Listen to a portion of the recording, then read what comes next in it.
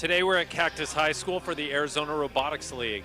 Last season, the Arizona Diamondbacks Foundation and Honeywell invested in this playing surface that you see behind me to give first robotics teams in Arizona a chance to practice their skills during their off season.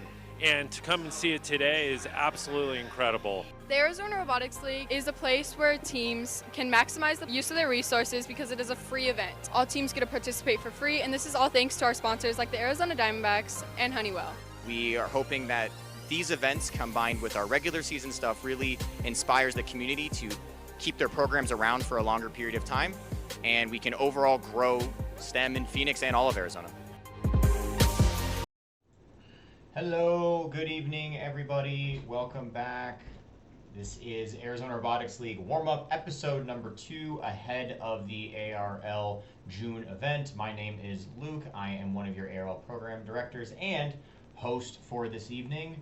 Hope everyone had an excellent day, and I don't know, it's 7:30, maybe you're eating dinner right now. I just ate sushi. It's pretty good. Joining me tonight is going to be our ARL MC, Will, and of course you know him, you love him, he messes things up and it makes me look silly. Slide Guy will be joining us as well, analyzing our teams. Then we're going to take a look at our ARL Championship points and the rankings and how that can be a factor coming into this weekend. And I think that's it. I'm really excited for this weekend. We actually have a really strong registration number. Oh, boo, Slide Guy. Tough. The chat's popping off. Chat's popping off. They're all... Listen, Slide Guy gets flamed. We all smile. It's kind of normal around here. We have teams bringing 2 robots this weekend. We have teams bringing 3 robots this weekend. We actually have a lot of swerve drives this weekend. I'm really looking forward to it. I don't know. I don't know what else is there to say. I'm pretty excited. I'm going to just already throw it over Slide Guy Fan Club. Love it. Per usual, you can follow along ARL Action at our Twitter account, on our Instagram account. We got a Facebook. There is also a LinkedIn. There's a YouTube page. I actually super encourage you to go over to the YouTube page and give it a subscribe. We are clipping every match as it happens this year, so the upload is really easy and fast. So even though we're not really synced with Blue Alliance in terms of the API, like cutting the matches, like our stream for us, you can find all of the past ARL matches there, specifically for 2023. There's a lot of 2022 stuff, but we didn't have a really good process for clipping them last year, and we do this year. So I highly encourage you to check that out. And per usual, if you're not in our Discord, please check it out. We have almost 200 members in there. Arizona or AZ first veterans, students, mentors, alumni. It's filled with a bunch of really smart people. It's not as active as I'm hoping it's going to become, but I mean, if you look at the sheer number of people in there, I hope we start using it because there's a lot of knowledge there, and all you got to do is find the right channel and pop the right question in. I'm sure you'll find the right answer. Per usual, I do spend some time talking about any team updates that we have tonight on the warm-up show. We don't have any rule team updates for you this evening or this month. The only update I have for you is a slight change in the event time, like the event, like the schedule, I guess would be the best way to describe it. Like for the day, it's not quite up to date in the manual, so we're going to do that tonight and then post in the announcements so everybody knows. But the times are changing a little bit, just so we can make sure that we're ending at a good time on Saturday and we get through playoffs as intended.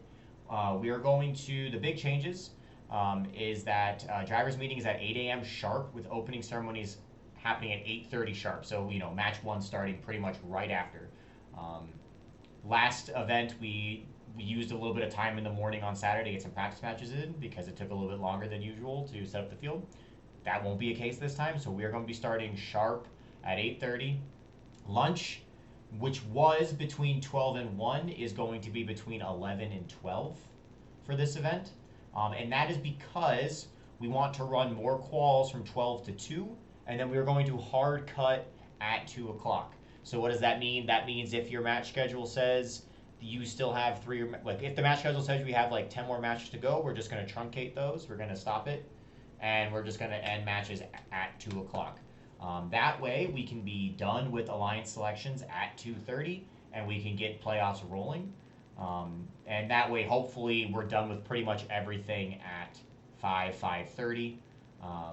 What we're kind of experiencing this year is that because timeouts are baked into the playoff schedule, so between every round there's a baked in timeout rather than each team gets a timeout, that the overall process with the upper and lower bracket is taking longer than it did last year. We only have sample size is small. We only have one event, but because of the last event, we're gonna try a couple different changes time wise for this event, and hopefully we get everyone out at 5:30, because we know that you still have to drive back to your schools and drop the students off and everything, or get picked up by a parent. So totally, we're trying to get you guys to get everyone out by 5:30. So that's the kind of justification for those time changes. I think they'll work pretty well. So we're going to shoot for the same number of quals and the same turnaround time. So you should get about 8 qual matches in with our turnaround times at 10 minutes, 8 to 10. And then, of course, you have the playoffs. Okay, so enough of me rambling. Without further ado, let me go ahead and introduce our 2 analysts for this evening. They're going to take us through the teams that are competing and give their predictions for this weekend. As I mentioned before, our first analyst is Will, who you all know as our MC at our ARL events, or one of our MCs at our ARL events. And Arheo, otherwise known as #SlideGuy, is also joining us. So I'm going to go ahead and throw it over to them. Right? Meow. Except Will's muted in the Discord. Tough. Hi, everyone. There he is. Hi, guys. Will Hamill. I did think Arheo was going to start first. MC extraordinaire, impact coach, non-technical mentor, help out all teams. Really excited to get the show underway. Yeah, hi, I'm Arheo Leva. I am a non-technical mentor, and I'm also a scouting mentor. All right, well, let's get in and let's preview all these teams. Arheo, did you want to start with our first team? Yeah, so we're starting with Team 498B. You might notice that there's no 498. This is a second robot that they're bringing to kind of showcase what they can do with a different design. This robot has no record because it never played an official match, but it did win a regional chairman's award, and this new bucket design might lead to some more scoring for this year than we saw last year. #bucket. Yes. One of those illustrious 2020 drivetrains. Definitely excited about that. This robot just deemed bucket. I'm ready for it. I'm excited because we don't see a lot of second robots that are already coming to their first event ready to score. Definitely curious to see if they're going to add any more active systems to make this more effective score. But yeah. Our next team is... Oh, did you want to say something, Arheo? No, sorry. Okay, cool. Our next team is Team 698, Hamilton Microbots from Chandler. They went 5-6 during the season and ranked 29th at Arizona West. This was, a classic every bot robot, adding weight to the bottom, trying to avoid tippiness. They do use a 8-wheel drivetrain, 4 on each side, with the 2 center wheels dropped on both sides. Excited to see them, come out, see if they're going to get a lot of high scoring, see if they're going to, have to shake off the rest early, or if they'll just be ready right away to start scoring. Yeah, I'm interested to see how they handle their weight issues. I know that they were a bit tippy at Arizona East, and they added those weights, like actual dumbbell weights, plate weights, I believe, to the robot. But I don't know, maybe they sorted something out. Maybe they made it heavier with different materials, or who knows, maybe they have a different drivetrain altogether. Definitely. I know they kind of were doing that pop a wheelie at times, so hopefully they got that worked out, and I know the extra 5 pounds allotted to teams should help with that as well. Yeah. Team 991, Robotics, is a robot we haven't seen in a while. It went 14-17 in the regular season, and they got ranked 27 at Arizona East, but they really did a lot better at Las Vegas, where they went up to 15th. They never saw the playoffs, or very limited playoff run, sorry. And I'm excited to see what comes of this robot, because it had very similar design to some top team robots that we saw later in the season. Yeah, definitely. I mean, this robot coming in at the or at the single substation, I should say, but being able to pick up off the ground, definitely kind of rare with these Arizona robots that we've seen. That Vegas, I believe that they won 2 matches, I want to say, in playoffs. But definitely they showed that they had the potential of getting a 2-cube auto, but I know that they had trouble with picking up that second cube. So definitely excited to see what they'll show us at ARL. Our next team, of course, is 1165 Team Paradise out of Paradise, Arizona. They went 22-21 for their season record. They were ranked 13th at Arizona East, and they were the original winners at Arizona West, being picked up as the second robot of the first alliance. We saw some really cool stuff with this robot. It was a like a quick scorer, low cube cycler, but they did show that they were willing and able to shoot these cubes to high and to the middle rows, and at times they were very productive. Yeah, I think we saw 1165 actually come to their best at the championship. I think they learned a lot from Arizona West and decided to play a lot more defense. They were outmatched by a lot of teams at the championship, but they held their own pretty well. And for a long time, they were ranked inside the top 10 of their division. Yeah, in terms of like productiveness, this is a robot that you can compare a lot with 6833's robot in terms of getting a lot of cubes scored really quickly low. So definitely seeing that there will be a lot of growth in ARL offensively.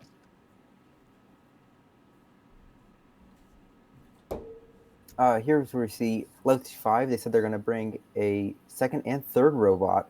This will be the first time that we see 3 robots from a single team in the 2023 season. If you remember, we saw 3 robots from 6413 last year, but that was at the championship, so this will be the first time we see 3 at a qualifying event. Definitely. Curious to see if one of these robots is going to be Swerve. I haven't heard much about him. I have heard that they're looking at making a manipulator, maybe previewing or I guess debuting a manipulator for a second robot at this being their first event. So excited to see them run 3 drive teams. Yeah, I hope to see more teams bring second and third teams. Definitely. Our next team is Team 2375. That's Dragon Robotics from Phoenix, Arizona. They went 10-17 for their season, ranking 25th at both Arizona West and at Aerospace Valley in California. So getting it right there. 25 is that sweet spot for them. This had kind of similar to that every bot intake, but more vertical, because we saw some variations with that during the season. This was a robot that at times definitely attempted to pick up off the ground, but they would really just score that first game piece, and then they'd go and they would play defense either at the top towards the audience side to kind of keep robots from cycling as quick, or from that bottom side to give a more clear ability for their offensive robots and their alliance. I'm excited to see if they do get the manipulator working and see if it does get some offensive scoring for this robot.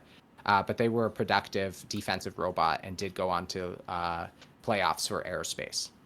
Yeah, I think that 25 rank at both regionals doesn't tell the full story. I mean, they weren't even picked at Arizona West, and they changed the strategy up a lot for Aerospace Valley, and it really paid off, being second pick of the third seed. And they made a good playoff run. I think they got a bit unlucky near the end, but they definitely had a good chance of making it to finals.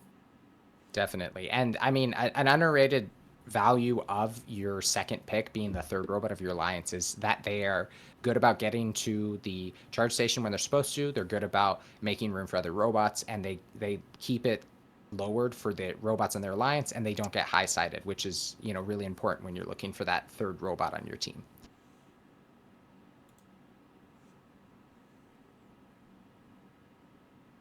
So much like Paradise, we're going to see a second robot from Dragons, 2375B. We have a photo of it. It will be a Swerve robot, so major kudos to them for getting Swerve and getting it ready in time.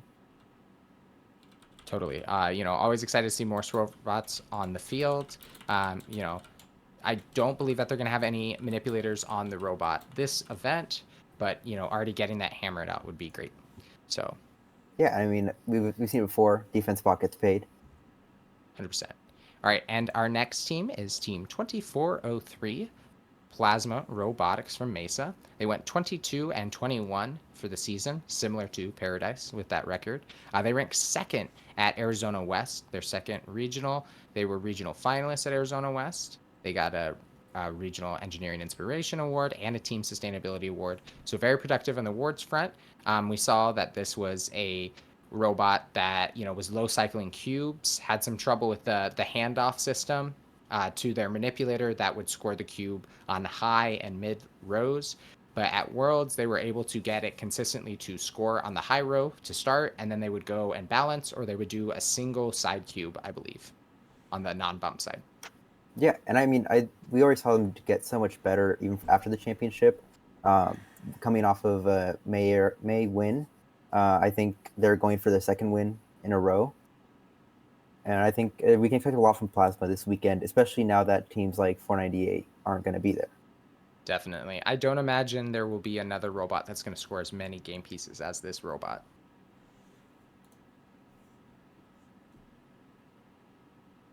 So up next, we have 3944. They have a season record of 9-6, and they were 13th at Arizona West. Yeah, this was an EveryBot robot. If you can see in that picture, if you can scroll that away from earlier, is they have a bunch of gears weighting them down instead of those wrestling weights or the athletic weights. But this was a robot that wasn't super tippy at times. A lot of these EveryBot robots were tippy, but this one made a good use of its space. They tried to eliminate as much weight as they could towards the top half. Definitely saw some struggles with this robot at times. I believe it took them until their fourth or fifth match at West to really start getting going and really start being productive. They did all right in playoffs. And I definitely think that with more time and more practice that we'll be able to see a really productive robot out of this. Yeah, I also think that they make a very good complementary robot. We see in their history, whenever they're paired with a team that can put up a lot of game pieces, they're able to match a decent amount to them and get over 100, over 120 points sometimes in a match. Definitely. All right, our next team is Team 6352. That's the launch team from Surprise, Arizona. They went 11-13 during the season, ranking 16th at Arizona West, and were a Regional First Impact Award winner.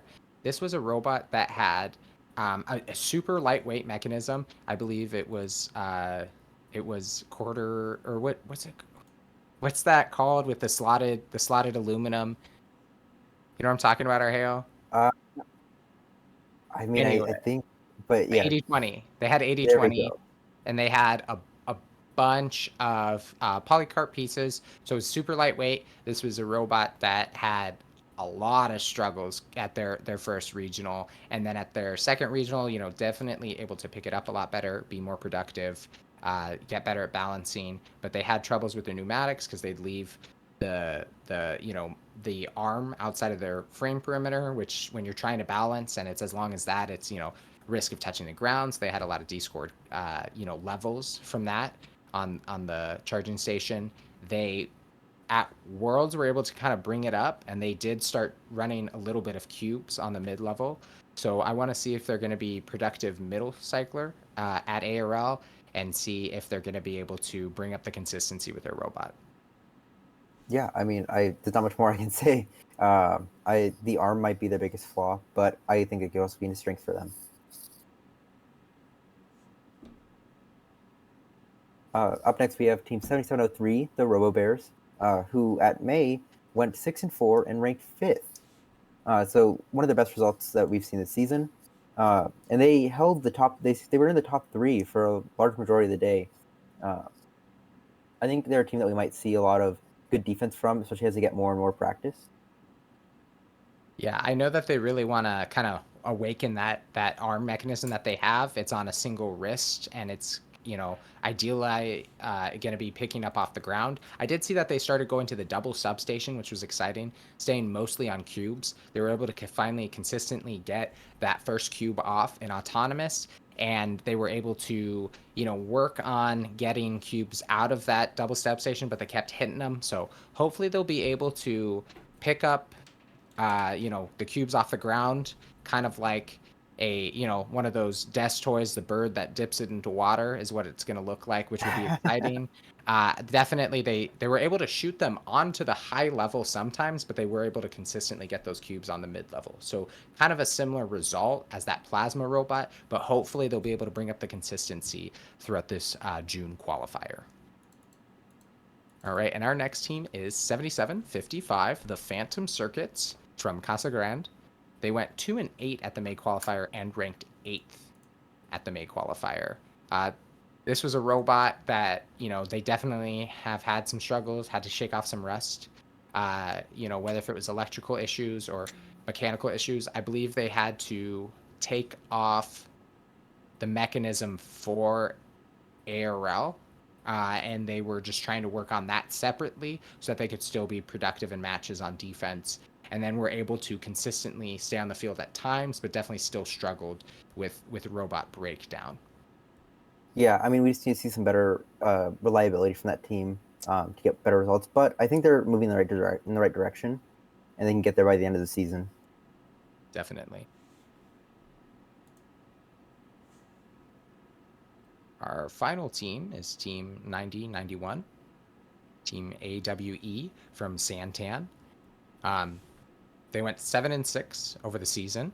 They ranked 15th at Arizona East, and they were the highest seeded rookie at Arizona East, winning the Rookie Inspiration at the same event. I got the chance to briefly drive coach alongside this team. They were really great. They're really on top of it. They kind of knew what they were expecting going in. It was a kit bot, which is fine, but it worked in every match. They played smart, consistent defense, did not draw a lot of penalties. They were able to avoid a lot. I remember them getting picked pretty high. They were they got picked by like the 6th Alliance or something. So they still were able to get pretty high as a rookie team and, be reliable on defense. So I'll be excited to see how they develop that in ARL format. Yeah, I mean, I'm excited to see more rookie teams joining. We saw 9059 last year in the championship, and so it's good to see 9091 showing up for qualifiers this year.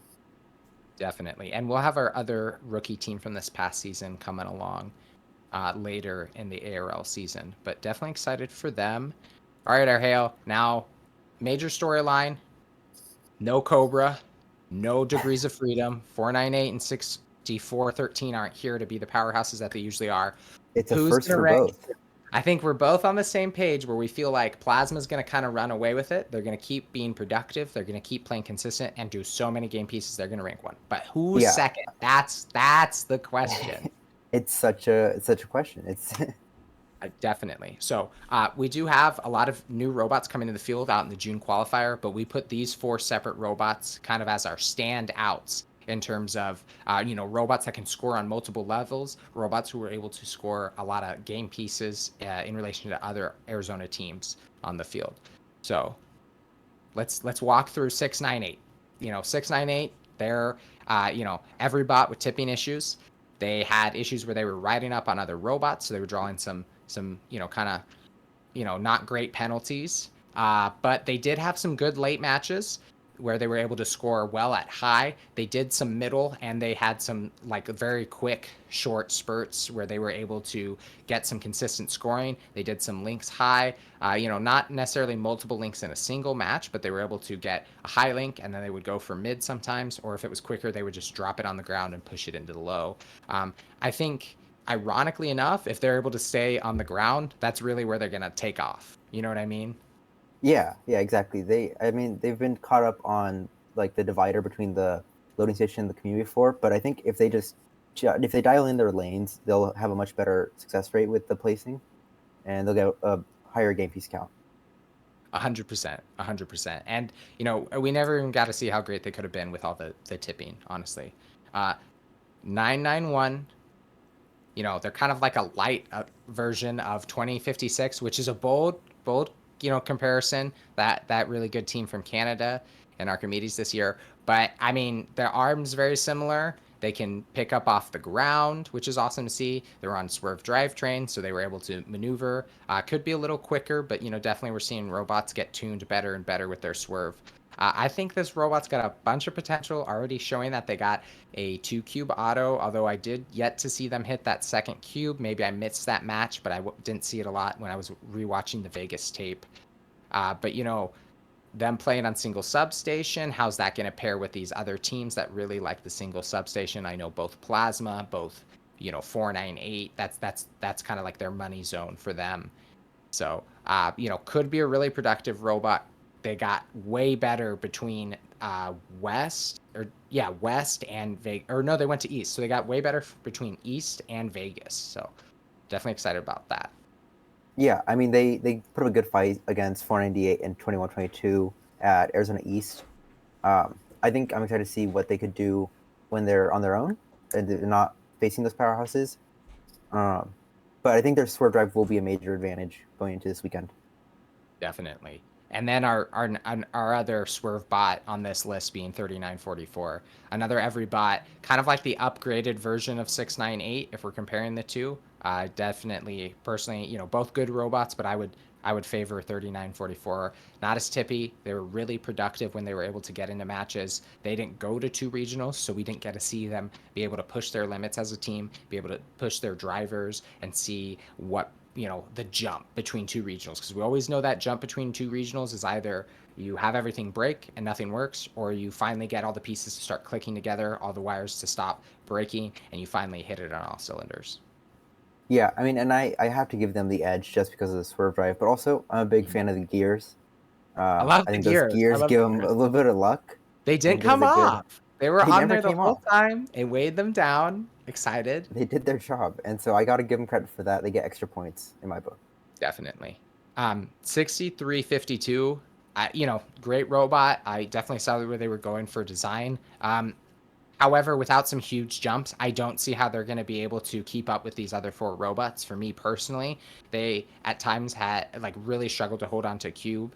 They could only score cubes high, and they only ever did cones on mid at Worlds in their later matches. And even then, if it wasn't part of their strategy, they would just avoid them together. I did like when they did cones a lot. Their mid cones were kind of nice, and they were able to kind of run some quicker cycles on those. So hopefully they're going to try that out more on the mid.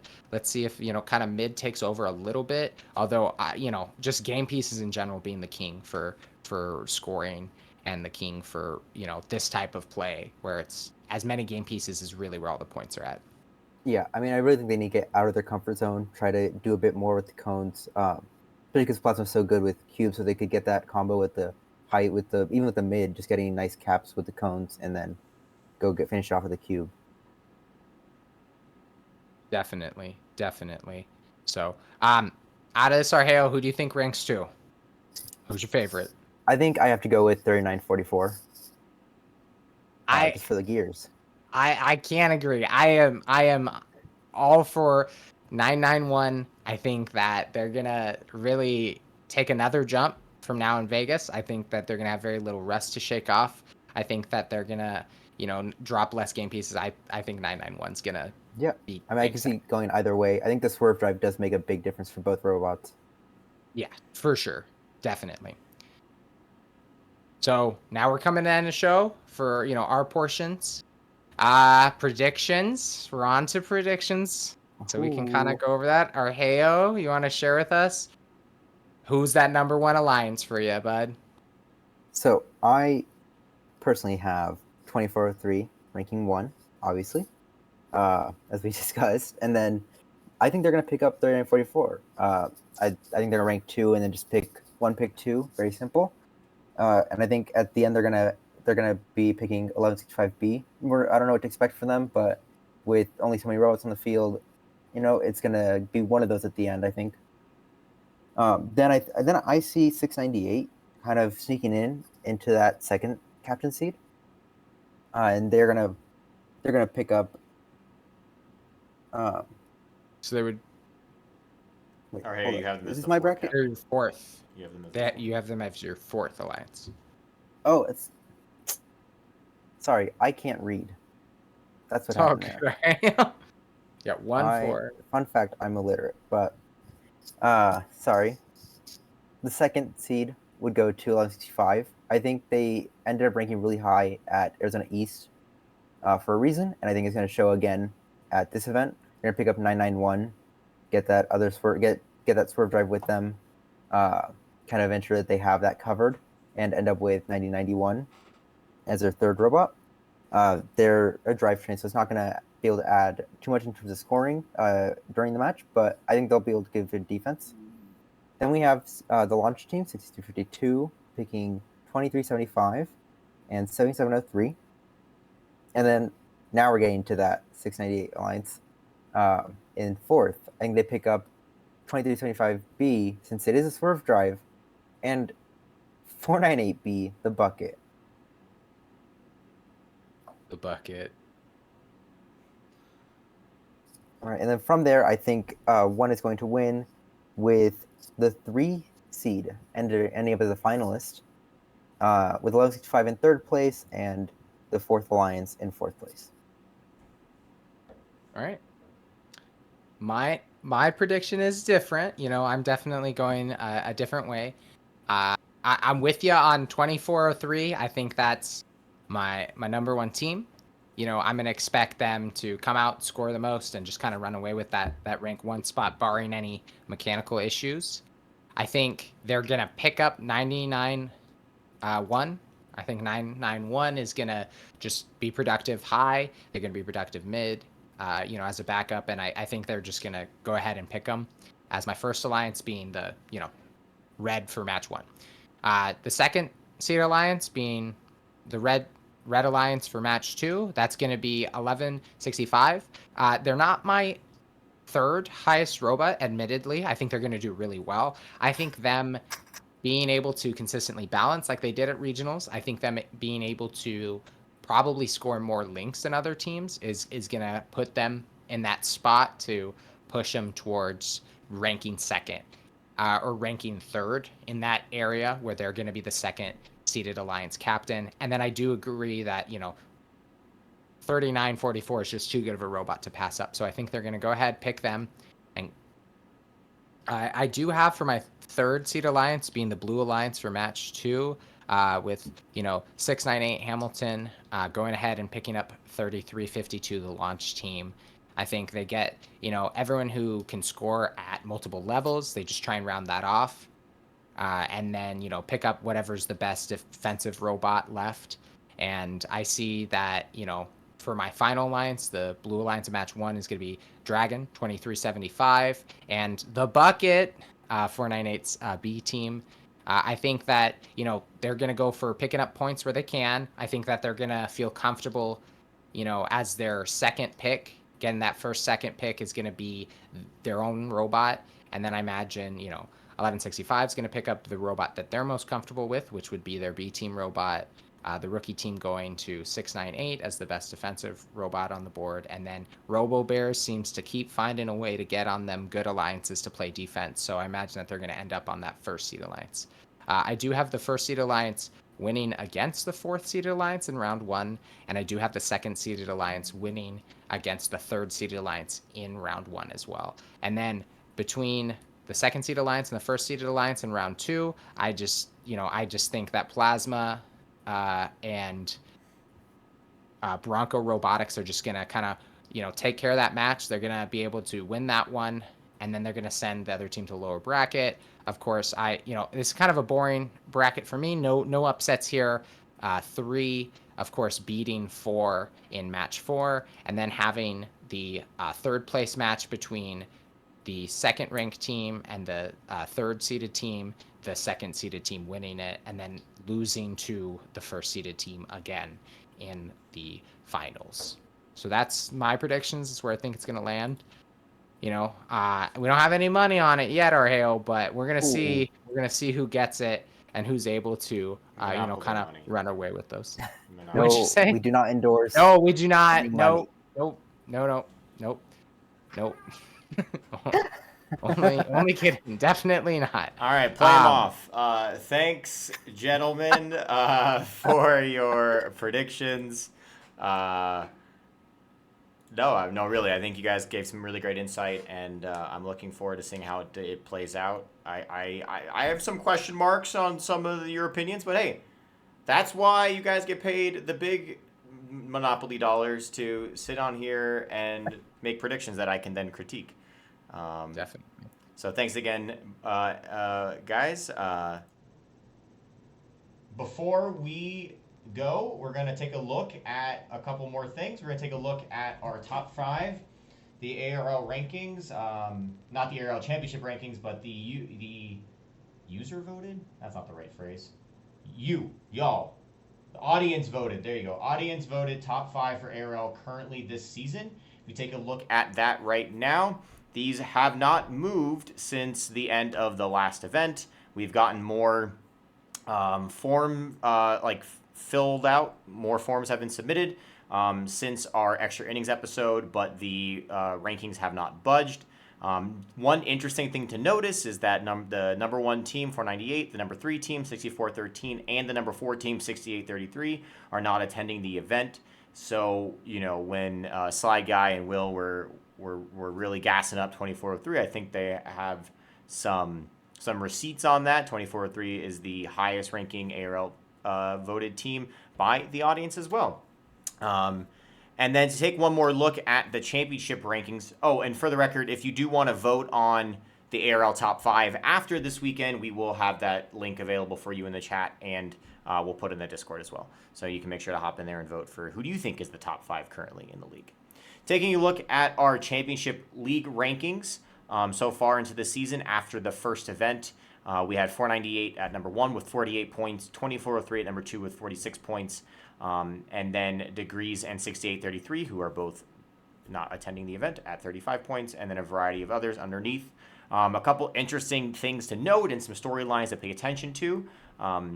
As a reminder, you need 2 events to qualify for the ARL Championship, and it's your top 2 events in terms of points gained, right? So right now, the difference between 498 and 2403, and the 48 and 46, is that 2 points for 498 having above a 2.5 rank point average at the ARL June event. In this event where 2 of our top 3 ranking-wise teams are not attending, 2403 Plasma has a huge opportunity to win the event, number 1, and number 2, win it with a pretty high rank point average, and that could catapult them into the number 1 spot long term, down the line, right? Like 498 and 6413 won't have played a second event. So when we look at the rankings after this coming weekend, obviously they will fall pretty far down. But it'll really be interesting after the July event to see where everything stands. I think this June event may go down as very important in the overall long-term rankings, right? That's the thing with these early events, because they have a lower number of teams registered. There's a huge opportunity for teams to get a leg up in the long-term rankings because honestly, there's less of a competition. The field is smaller, right? So your ability to control your rank point average is kind of higher. So that's an interesting storyline to look at. I'm looking forward to it myself. I will be there this weekend. Looking forward to seeing all of you. I will be around taking some footage this weekend and recording some interviews. So if I stop by your pit, please say hi. Please also, if you'd like, answer a few questions for me, all for the greater ARL media good. My final comments are just going to be strategically, I guess, on how I see things shaping up strategically this weekend. I'm not going to make any predictions or anything. I just have some notes that I'd love to share. If you're interested, and if you're still here, you're interested. Or if you're watching me on YouTube, by the way, ARL YouTube, check it out, subscribe, you're interested. I think that we're going to see a big shift in the playoff strategy compared to the June event. We saw 498 and 2403 win the June event pretty much by just scoring cubes. 498 was able to pop some cones in the middle area, right, for a couple links, but pretty much 498, 2403, all they had to do was score all the cubes everywhere, and that would have won. I actually think we're going to see a big shift at this event. I do think that our lower alliances will focus on obviously getting the links they can in the low. This is all given that you're also scoring the low. But I do think that we have an eclectic group of kind of middle level scores, and it'll be interesting to see who's scoring the most cones. I think cones is going to be a huge deal. If you predict that a strong cube scoring robot like 2403 or 1165 is going to rank number 1, right? They're going to look for someone to partner with that really works for them, and I think that at this event it'll be who's ever scoring the most mid cones, straight up mid cones. This is assuming that a team like Plasma hasn't adjusted their robot a little bit to score cones more. At the June or at the May event, all they were doing was scoring cubes. I really think that if you're one of our mid-level scoring teams and you are curious about maybe what strategy or what you should be running, I highly, highly, highly suggest focus on the mid cones. If you can score mid cones, you bet that another one of your teammate can pop those mid cubes down or fill the low, right? And that's a really solid score. Completely ignoring the top row and going for that middle and bottom is a really, really solid score at the end of the day. And my other advice is that unless you're fast, and by fast I mean faster than driving across the field and going to the human player station, leave the game pieces on the floor. Leave them there, right? If you have the ability, a couple of the teams that we looked at tonight have an EveryBot manipulator, right, on a kind of an ARM system. Their whole robot necessarily isn't an EveryBot, but certainly the manipulator is, right? If you're wasting time trying to pick up a piece from the floor, especially a cube, just leave it. Just leave it. Go get your faster piece. Come back across the field. If you hit that game piece accidentally driving back, it's not a penalty, right? You're just driving where you want to go, right? You're not hurting it. It's an accident. It's not on purpose, right? And when your teammates are driving back, they might be accidentally hitting it as also, right? So you're hoping that you're kind of passively getting these game pieces closer and closer and closer, right? While you're guaranteeing the game piece at a faster rate when you're going to the single or double substation. And I especially think that's important if you're one of these teams with the EveryBot intakes that are trying to pick up cones, right? The cones on the ground are they're very temperamental, as I'm sure you know, right? You know where they're not? On that platform on the other side of the field. If you have swerve drive or your tank drive is faster, go get the cone over there. Just leave the other thing on the ground, right? We have at ARL, we do see a high number of teams that are just drivetrains, right? Because they're bringing extra robots and they just want to drive. You know where the easiest place to play defense is? In the middle of the field, right? So leave those game pieces there and just run your cycles, right? That's my big strategy takeaway. I think that whatever seed wins this event, whether it be the 1 or the 2, I think it's going to be a team that is maxing out the mid and scoring all the low. And I think that can beat a team that's maybe getting 1 link high and maybe not as many low, or all of them low. I think if you maximize your cycle times, your speed, and you score all those mid cubes or cones, or even two mid links, and maybe you get a couple pieces high, maybe, right? I think you're looking good. We do have more than the 12 minimum number of teams for this event, so you hopefully, knock on wood, everyone knock on their desk, please, right now, or their phone, or their head, or whatever. We will not see a phantom robot this weekend, so the bridge balancing is harder because you're not getting those free points, and the ranking points might be harder because you're not getting some free points. So when you're in your strategy circles before your matches, make sure you're planning out who's balancing and when, because and if one of you is slipping off, just drive off. We saw way too many teams at the ARL May event where one of their teammates kind of got off a little bit, and then at the last second they try to drive back up again, and it ruined the balance for everybody else. If you don't need those points, just go for the double balance or the single balance. Just get balanced, right? It's better than not balancing anything. One of your robots slides off so it's touching the floor, and now you get points for nothing, right?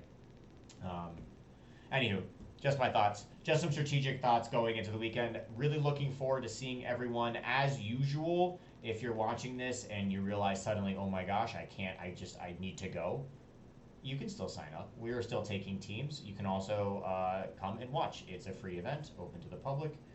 So if you have nothing to do this weekend, come by and watch. You can also catch the event live on this Twitch channel here.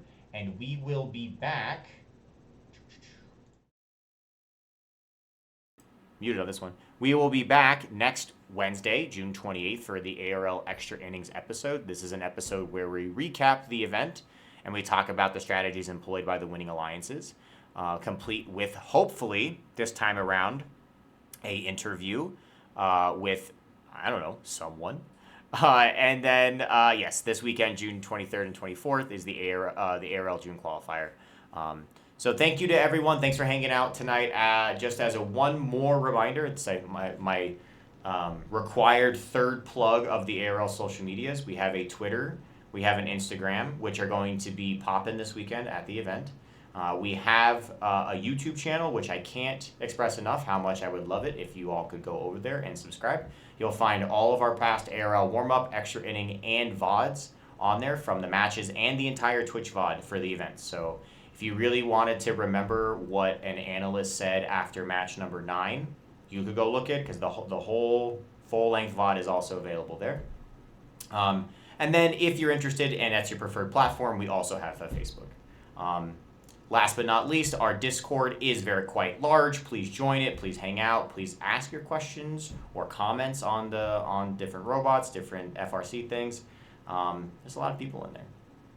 Alrighty, thanks for hanging out this evening. Again, my name is Luke. I'm one of your ARL program directors. Please come up and say hi to me at the event this weekend if you're going to be there.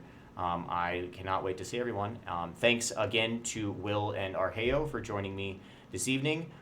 If a couple of our keen eye observers may have spotted a couple errors in the slides, I don't know who could have done that, but I got to guess. Also, one of them was me. I just gave you one of the answers. I definitely messed up one of the prediction slides. Sorry, Will.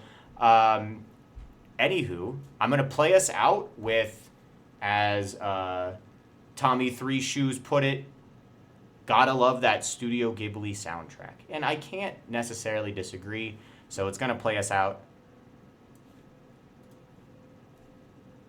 See y'all next time. Bye-bye.